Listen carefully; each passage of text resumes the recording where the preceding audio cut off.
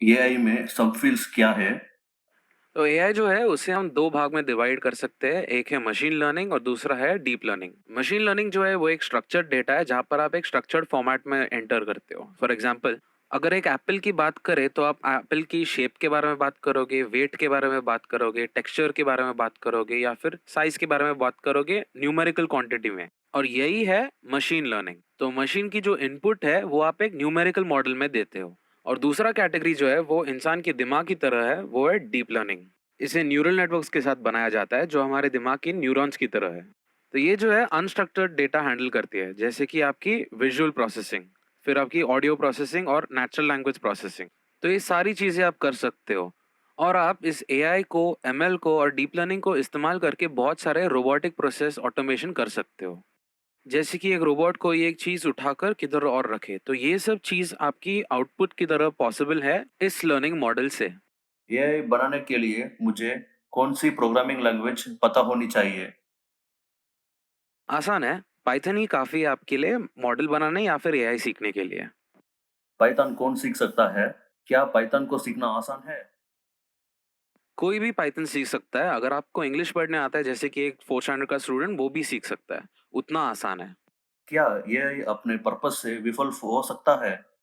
हाँ, वो तो हो सकता है क्योंकि आपने जो डेटा दिया गया है वह मायने रखता है एआई में। ठीक है, तो सीधे से हम एआई को जो है दो भाग में डिवाइड कर सकते हैं। एक है नैरो एआई और दूसरा है हमारा जनरल एआई। नैरो एआई जो है वो आसानी से गलत जा सकती है, बट जनरल एआई जो है वहाँ पर हमें कुछ रेगुलेशंस की ज़रूरत पड़ती है। क्योंकि जनरल एआई में जो है उसमें हम बहुत सारी चीज़ें कंट्रोल कर सकते हैं। बट अपनी नैरो एआई जो है वो कम्प्लीटली हार्मलेस है और वो सिर्फ आपसे जॉब लेती है। Narrow AI and general AI के बीच क्या अंतर है? नैरो एआई जो है वो बहुत सिंपल है और वो चीज़ है जो आजकल में आप देख रहे हो, जैसे कि गेम प्ले या फिर कार ऑटोमेशन, जैसे सेल्फ ड्राइविंग कार्स। ठीक है, तो ये जो है ये है नैरो एआई जो सिर्फ एक ही टास्क कर सकती है बहुत अच्छी तरह से। और ये ह्यूमन काइंड को कोई प्रॉब्लम नहीं है क्योंकि ये ह्यूमन प्रोसेस को स्पीड अप करती है। बल्कि जनरल एआई वो है जो आप मूवीज में देखते हो, जैसे कि एक आदमी जो एक ह्यूमन की तरह ही बर्ताव करती है और उसको रेप्लिकेट करती है। तो यहाँ पर हमें कुछ रेगुलेशंस की ज़रूरत पड़ती है। तो ये है जनरल एआई जो काफ़ी रिस्की होती है, बट जो हमारी नैरो एआई है, उसमें कोई प्रॉब्लम नहीं है, उसमें बहुत मेरिट्स है। हाय, इस लेक्चर में हम मशीन लर्निंग के बारे में सीखेंगे। तो हम एक मशीन लर्निंग रेसिपी देखते हैं जिसमें हम सिर्फ 5 या 6 लाइन का कोड बनाएंगे, बहुत सिंपल है। तो हम इस एग्जाम्पल को समझने के लिए 2 लाइब्रेरी का इस्तेमाल करेंगे, एक है साइकिट लर्न और दूसरा है टेंसरफ्लो। ये दोनों लाइब्रेरी जो है फ्री है, ओपन सोर्स है और आसानी से आपको मिल जाएगी। ठीक है? तो पहला वाला है साइकिट लर्न और दूसरा है टेंसरफ्लो। तो चलो शुरू करते हैं एक बेसिक रिकैप से कि मशीन लर्निंग क्या है। तो मशीन लर्निंग कोई नई कॉन्सेप्ट नहीं है, तो ये बहुत पहले से ही है। तो पहले एक चीज़ थी कॉल्ड डीप ब्लू, जो कैरी के अगेंस्ट एक चेस मैच खेली थी। तो मशीन लर्निंग तब से थी। फिर वहाँ से आगे बढ़कर वो मूव हो गई अल्फा गो में, जो ज़्यादा ही सोफिस्टिकेटेड है हमारे चेस के कंपैरिजन में। और अब आपने देखी है कि अभी तो एआई गेम्स भी खेलती है। तो एआई जो सीखता है वो अपने एक्सपीरियंस और हमारे लर्निंग से सीखता है। तो एग्जाम्पल्स दिया जाता है डेटा की तौर से कोड के पास या तो प्रोग्राम के पास, और वो प्रोग्राम उसी डेटा का इस्तेमाल करके सीखता है, समझता है और फिर वो गेम खेलना शुरू करता है, जो भी मोड में आप उसे सेट करें। तो एग्जाम्पल के तौर पे सपोज एक एप्पल है, तो वो सीखता है कि ये एप्पल है और बोलता है कि ये एक एप्पल है। तो ऐसे टाइप के एग्जाम्पल हम देखने वाले हैं। तो हमारे कोड में हम ऐसे लिखते हैं कि एप्पल का रंग क्या है, उसका शेप क्या है, ऑरेंज का रंग और शेप क्या है, तो और एप्पल होता क्या है और ऑरेंज होता क्या है। उसी के साथ आप उसे उसके एज सिखाते हो, ताकि अगर इमेज ब्लैक और वाइट रहे तब भी आपका मॉडल आइडेंटिफाई कर पाए कि इसमें से एप्पल कौन सा है और ऑरेंज कौन सा है। तो ब्लैक और वाइट इमेजेस के लिए तब काम आता है। तो अगर समझिए हम लोग ने एक बनाना दिया जो येलो है, या फिर कुछ और आइटम दिया, तो उसे कैसे आइडेंटिफाई करें। तो ऐसे हम एक सिंपल लाइन ऑफ कोड लिखेंगे, जैसे आप देख रहे हो यहाँ पर। यहाँ पर हमने ऐसे टेक्सचर मेंशन किया है, शेप मेंशन किया है, एज कैसे है, फ्रूट कौन सा है और उसका प्रोबेबिलिटी क्या है। पर क्या हम ये सब कोड ज़्यादा आसानी से लिख सकते हैं? तो यहाँ पर आती है क्लासिफायर्स। तो क्लासिफायर्स जो है ये हमें एप्पल को ऑरेंजेस से क्लासिफाई करने में मदद करती है। अगर आपने एक एप्पल का इमेज दिया तो प्रोसेस होकर आपको एप्पल का आउटपुट मिलेगा। सिमिलरली ऐसे आपने अगर मेल दिया तो यहाँ पर आपको स्पैम मिलेगा। तो ये जो चीज़ है वो है आपका क्लासिफायर। तो इस क्लासिफायर को हम सुपरवाइज्ड लर्निंग भी कह सकते हैं। तो सुपरवाइज लर्निंग जो है वो आपके एग्जाम्पल से सीखता है। तो आप ये डाउनलोड कर सकते हो एनाकोंडा से, जो एक पॉपुलर लाइब्रेरी है और अवेलेबल है आपको ऑनलाइन इस वेबसाइट पे। तो अगर आपने इसे डाउनलोड किया तो आपको सभी कॉन्फ़िगरेशंस मिल जाएगी जो हम यूज़ करने वाले हैं। तो पहले हम इंपोर्ट करेंगे scikit-learn। तो इसे टेस्ट करके देखेंगे और ये बिना एरर का रन हुआ है। इसका मतलब ये ठीक से इंस्टॉल हुआ है। तो अब हम सुपरवाइज लर्निंग की रेसिपी को देखते हैं। तो सुपरवाइज लर्निंग में 3 चीज़ें आती है। पहले है कलेक्टिंग द ट्रेनिंग डेटा, फिर दूसरा है ट्रेनिंग द क्लासिफायर जहाँ पर आप उसे सिखाते हो, और फिर थर्ड इसी क्लासिफायर का इस्तेमाल करके आप प्रेडिक्शंस बनाते हो, जिसमें हमें पता चलता है कि वो एप्पल है कि ऑरेंज है। ठीक है, तो अभी चलो ट्रेनिंग डेटा देखते हैं। तो आपका ट्रेनिंग डेटा कुछ इस तरह दिखता है। यहाँ पर आपको वेट, टेक्सचर और लेबल ऐसे 3 डेटा मिलता है। तो यहाँ पर वेट और टेक्सचर्स ये जो है ये है फीचर्स उस चीज़ का। जैसे कि अगर आप यहाँ पर कोई कॉलम देखो तो 170 ग्राम्स और बम्पी जो है वो है ऑरेंज। तो वैसे ही नीचे यहाँ पर दिया है कि अगर 140 और स्मूथ रहेगा तो एप्पल है। यहाँ पर हर एक रो एक एग्जाम्पल है और फाइनल जो ये कॉलम है हमारा लेबल का वो है हमारा रिजल्ट। जैसे अगर 130 ग्राम्स और स्मूथ रहेगा तो वो है एक एप्पल। तो यही ट्रेनिंग डेटा को हम हमारे मॉडल में फीड करते हैं जो कि हमारा क्लासिफायर है।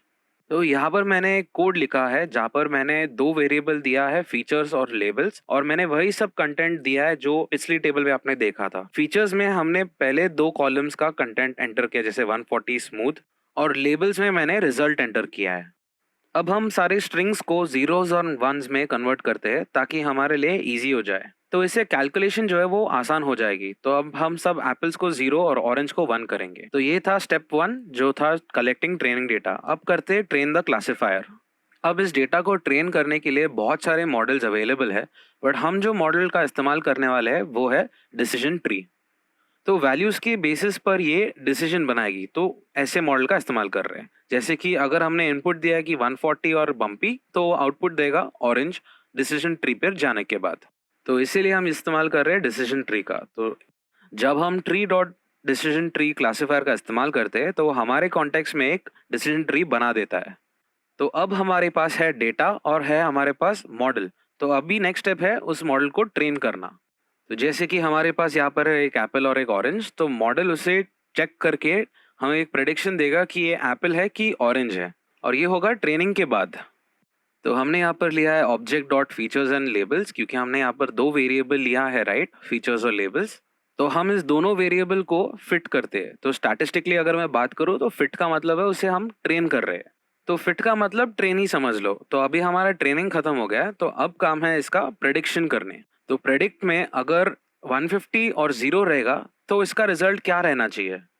तो हमारे इनपुट के बराबर इसे कंपेयर करें तो इसका रिजल्ट आना चाहिए हमें ऑरेंज। तो चलो देखते हैं क्या रिजल्ट आता है। तो जब हम इसे रन करते हैं तो ये हमारे इनपुट ट्रेनिंग डेटा सेट से कंपेयर करके वो चेक करेगा कि 150 और बम्पी जो है 150 और बम्पी था ऑरेंज। तो यहाँ पर जब आप देखोगे तो हमारा रिजल्ट आया 1। तो अगर आप याद करोगे तो हमने 0 एप्पल सेव किया था और 1 ऑरेंज सेव किया था। तो ये इतना सिंपल था और यही था मशीन लर्निंग। तो आप ऐसे अलग ट्रेनिंग डेटा सेट भी इनपुट दे सकते हो, जैसे कि यहाँ पर है हॉर्स पावर, सीट्स और लेबल। तो ऐसे आप इसे ट्राई करके आपके मॉडल में भी इनपुट देकर इसे ट्रेन करके एक रिजल्ट पाने की कोशिश कर सकते हो। तो नेक्स्ट पार्ट में हम इमेजेस का इस्तेमाल करके उसे ट्रेनिंग करेंगे। तो वो रहेगा आपका डीप लर्निंग का पार्ट। तो वहाँ पर मिलते हैं। तो अब हम देखेंगे कि हम हमारे ML कोड को हमारे असाइनमेंट में कैसे रन करें। तो बाय डिफ़ॉल्ट आपका ML कोड जो है एप्पल और ऑरेंजेस के वैल्यूज़ के साथ आएगा। तो आप इसे रन करके चेक कर सकते हो। आपको बाय डिफ़ॉल्ट एक रन बटन नीचे आएगी। तो यहाँ पर सब values default bye Python available है। आपको कोई लाइब्रेरीज को इंस्टॉल भी करने की ज़रूरत नहीं है। तो यहाँ पर आपको कोई चेंजेस करने की ज़रूरत नहीं है, बट आपको असाइनमेंट के लिए जो मैंने आपको कहा था याद है कि एक स्पोर्ट्स कार प्रेडिक्शन मॉडल बनाना है। तो उसे आप डिसीजन ट्री क्लासिफायर का इस्तेमाल करके बनाएंगे। तो जैसे आपको दिख रहा है कि यहाँ पर हमारे पास फीचर्स और लेबल्स है, आपको यहाँ से ही फीचर्स और लेबल्स कॉपी करके यहाँ पर नीचे लिखना है। और आपको जो रिजल्ट प्राप्त होगी वो या तो 1 या फिर 2 में आएगा। 1 रहेगा स्पोर्ट्स कार और 2 रहेगा फैमिली कार। तो जैसे कि आप यहाँ पर देख सकते हो कि यहाँ पर दिया है 2 और 100, जहाँ पर 2 मतलब 2 सीटर और 100 मतलब 100 सीसी, और इसी तरह हमारे पास है 4 सीटर और 100 सीसी। तो ये सब है हमारे फीचर्स। और आखिर में हमारी लेबल्स, जहाँ पर 1 रहेगी स्पोर्ट्स कार, 2 रहेगी फैमिली कार। तो हमने अभी फीचर्स और लेबल्स दे दिया है। तो हमने हमारा नेसेसरी इनपुट दे दिया है। अब हम हमारे डिसीजन ट्री मॉडल को इनिशिएट करेंगे। इसके बाद हम इसे ट्रेन करेंगे और फिर इसे प्रेडिक्ट करवाएंगे। तो यहाँ पर मैं अब प्रेडिक्शन में क्या करूँगा, यहाँ पर 4 एंटर करूँगा कि 4 सीटर रहेगा तो फिर हमारी कार कैसे टाइप की कार है, तो वो फैमिली टाइप की कार है, राइट। तो हमारी रिजल्ट जो है 2 आनी चाहिए। अब हम नीचे जाएंगे और यहाँ पर क्लिक करेंगे रन कोड। रन करने कुछ समय लग सकता है, बट उसके बाद हमें एक आउटपुट मिल जाएगा। तो जैसे कि आप यहाँ पर देख सकते हो, हमें जो रिजल्ट मिला है, रिजल्ट मिला है 2, और 2 कौन सा टाइप का कार है, वो है फैमिली कार। तो इससे हम वेरीफाई कर सकते हैं कि हमारा मॉडल जो है वो प्रेडिक्ट कर पाया है और हमने हमारा एमएल का कार प्रेडिक्शन मॉडल कंप्लीट कर दिया है। तो वैसे आप खुद का डेटा भी दे सकते हो। अभी हम क्या करेंगे, नीचे जाकर यहाँ पर सबमिट क्लिक करेंगे, और एक बार जब ये सक्सेसफुली सबमिट हो जाए तो आपको ऐसे ग्रीन कलर दिखेगी और आप आगे बढ़ सकते हो अभी। तो ये रहेगी आपकी एमएल की असाइनमेंट, आपको ऐसे करनी है, ठीक है। Best of luck.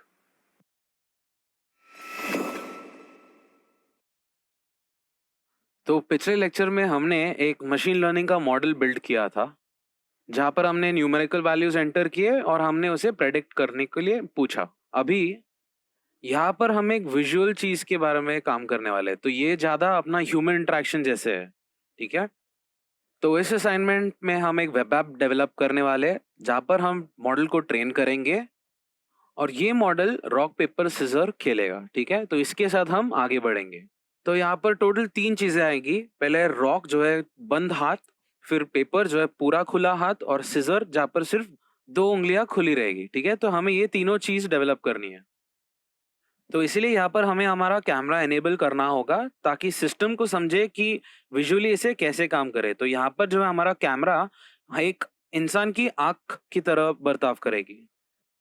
तो मशीन जो है वो आपसे सीखेगा और उसे समझ आएगा। जैसे आप भी आपका ब्रेन का इस्तेमाल करके सीखते हो, वैसे वो सीखेगा कि ये स्टोन है, ये पेपर है और ये सिजर है।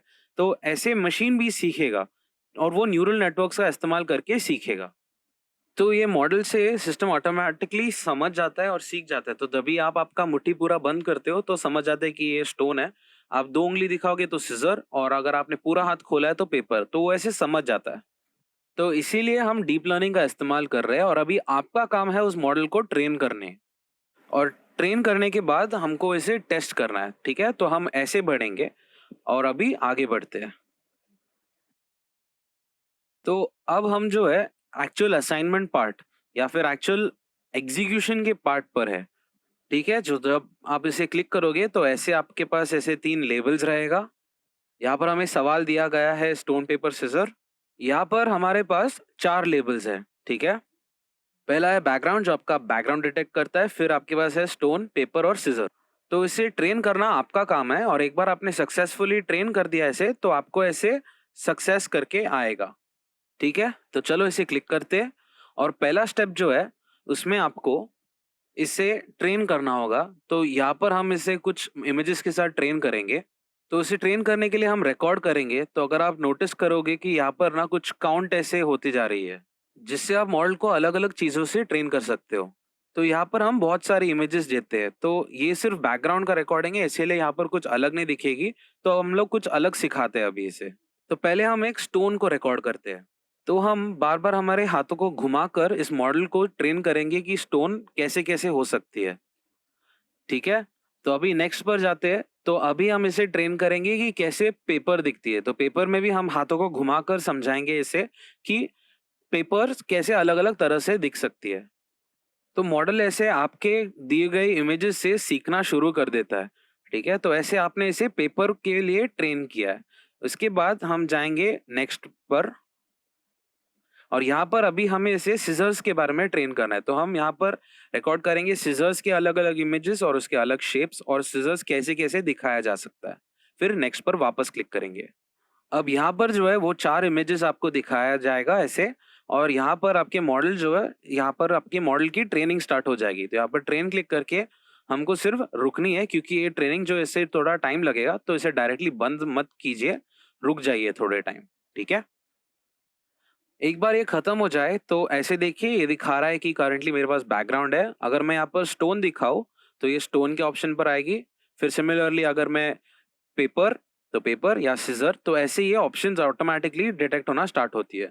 तो ये जो है आपका स्टार्टर है, अगर यहाँ पर आप देख रहे हो तो ये वेरिएशन ऊपर-नीचे हो रही है। तो अगर ये पूरी 100 नहीं है तो आपको फिर से आपके मॉडल को ट्रेन करनी होगी। और अगर आपने इसे रीट्रेन नहीं किया तो एआई उसे प्रॉपर्ली समझ नहीं पाएगी।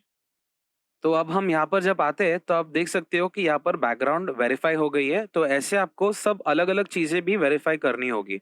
जैसे कि अभी हम रॉक को करेंगे वेरीफाई, तो अभी यहाँ पर रॉक पे टिक आ गया। अभी पेपर के लिए भी यहाँ पर टिक आ गया है। अभी सीज़र करेंगे, सीज़र के लिए भी यहाँ पर आपको टिक आ गया है। तो एक बार ऐसे जब चारों चीज़ें आपकी वेरीफाई होगी, तब ही आपको ऐसे सबमिट बटन अवेलेबल रहेगी। तो अगर आपने ये कर पाया, तो आपने आपका सबसे पहला डीएल मॉडल को ट्रेन किया है और इसे वैलिडेट भी कर दिया है। ओके? Thank you.